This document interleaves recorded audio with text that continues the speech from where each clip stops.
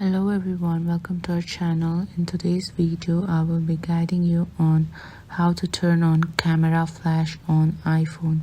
Whether you need extra light for photos in low light conditions or want to conserve battery by turning off the flash, managing the camera flash is simple. Let's walk through the steps. So the first thing that I want you to do is open your camera app in your iPhone. Then on the top center you will see an arrow like icon. Tap on it. Then tap on the thunder like icon present on the left hand side of your screen. You will typically have three options: auto, on and off. Auto mode will automatically determine whether to use the flash based on the lighting condition.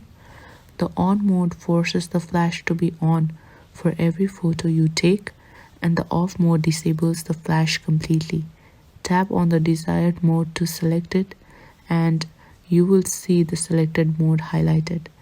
So that's it. If you find this video useful, please don't forget to like, share and subscribe our YouTube channel, and also drop a comment down below. Thank you for watching.